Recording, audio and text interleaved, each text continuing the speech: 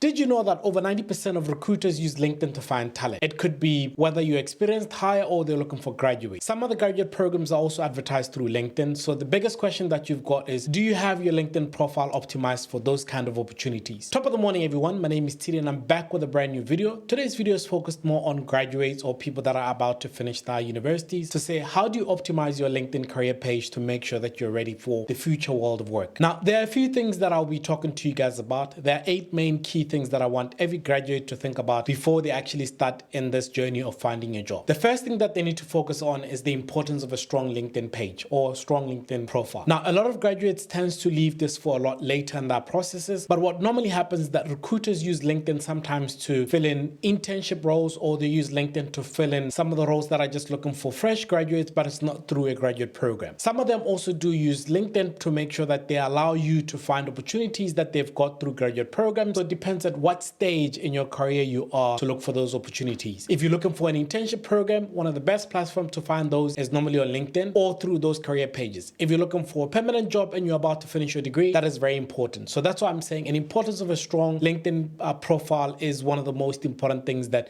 every graduate should actually have. The reason why LinkedIn profile is important is that it's a digital handshake. It's the opportunity for people to get to know who you are, and it's the first impressions of what your background, your experience, and your career is all about. Number 2 is crafting a compelling headline. I think one of the things that people forget is that headlines are normally what tells the recruiters about you before they even click into your profile. So it's very, very important that your headline is not just only a job title. It actually highlights exactly what you might have done. It highlights your student status. It highlights your career aspiration. And I'll tell you how you can do this. Now, something like honor student aspiring marketing professional is a brilliant headline because it tells people that you are an honor student and you're in the process of actually, transitioning into the marketing profession. So when they're looking for students that have got that background, that's the first thing that they'll see before they click into your profile, and then they'll click into the profile that will tell them a bit of information about you and what you've done. Number 3, the power of personalized summary. Now, the summary is where you can actually shine. The summary is where you have the opportunity to actually talk about some of the things that you wouldn't have been able to highlight in a CV. The nice thing about a summary is that it's your story, it's about your university journey,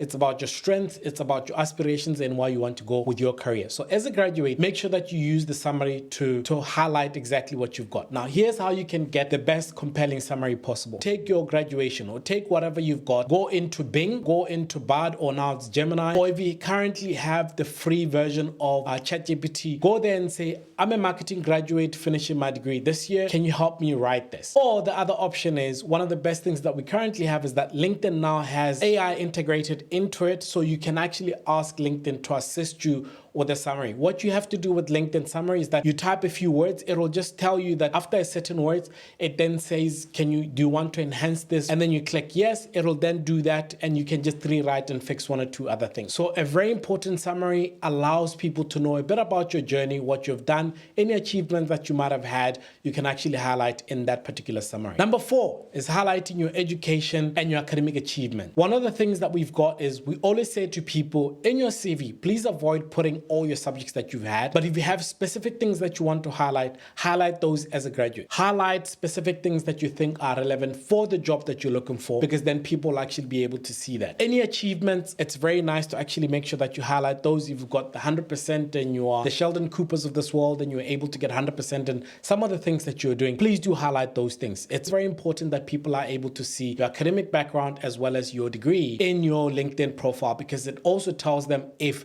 they're still looking at the right particular candidate for that role that they're looking for. Use the experience section creatively as a graduate. For example, there's no formal job experience. You don't have to worry about that, because all you have to do is that you can include internship programs, you can include times when you're a waiter, you can include any part-time job that you've got, any volunteer work that you've done, any leadership roles in any clubs, whether you are part of the student association body, whatever you might have been, church association, whatever you've got, please highlight that in your experience section, because then it allows people to see that you were active, and also try and explain a bit about the roles that you were playing. If you were the treasurer, explain that you were the treasurer. Don't just say student body and not explain to people what role you played in that particular association. That also tells people that you can work with a lot of people, or you can work with other people. So it's very nice that you highlight that. If you have any other things that are not necessarily formalized work experience, but you might have had 2 weeks internship, or you might have had 2 weeks winter school that you did at any other company, please make sure that you highlight that under your experience within your LinkedIn. Skills endorsement. Now, skills endorsement is always sometimes very tricky because a lot of people tend to endorse skills that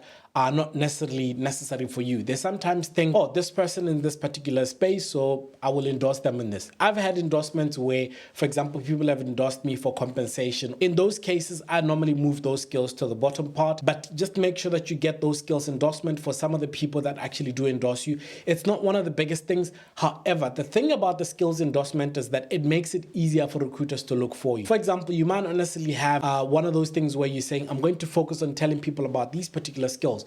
But if a specific skill, let's say marketing and you have an experience in UI, UX, or you've done any other thing within that particular space, a skills endorsement will always pop up when people search for your profile on LinkedIn, and it always ranks you a bit higher. So skills endorsements allow you to be ranked a bit higher on LinkedIn. The role of recommendations. Now, recommendations are very important, especially as a graduate. In most cases, if you know people working for different companies, ask them to actually recommend you for those particular jobs. Because what normally happens is that companies have got this thing where they look at any internal recommendations that come in, they look at those recommendations first before they look at any other cold applications. So it's very important that if you know people, you ask them to actually recommend you. It is, however, very important that you understand that recommendations are not necessarily for just random strangers. If people do not know you, they do not know your background, they will not always recommend you because normally it's actually their brand on the line. So it's important that you reach out to people that you know and ask them to recommend you, because then that way they can at least speak freely about what you're capable of and who you are, as well as your character as an individual. Lastly, number 8 is engaging with content. I think one of the things that I've seen is that a lot of graduates tend to just sit back and not engage with the content that exists on LinkedIn. It allows people to start seeing that you're actually engaged in this particular discipline that you're looking at. Start following people in the area that you're interested in. So for example, if you're looking at marketing, start following people in the marketing space and make sure that you actually start engaging with that content. It's easier for people to remember you whenever they actually see some of the opportunities that exist in their companies and you come up because you've engaged. Engaging doesn't necessarily mean just like. If you actually have a comment or you have a question, go ahead and ask that, because people that post on LinkedIn, or people when they post on LinkedIn, the assumption is that they want people to engage with it and ask questions where they don't understand. And what it does is that it also starts pushing your profile in front of more other people that are connected to that person. I hope that makes sense, because as a graduate, I think we're all looking for opportunities, and I've been doing graduate recruitment for a very long time. So take these tips, see what you can do with them. If some of them do not make sense, please don't forget to just send me a message on LinkedIn. I'll try and assist you where I can.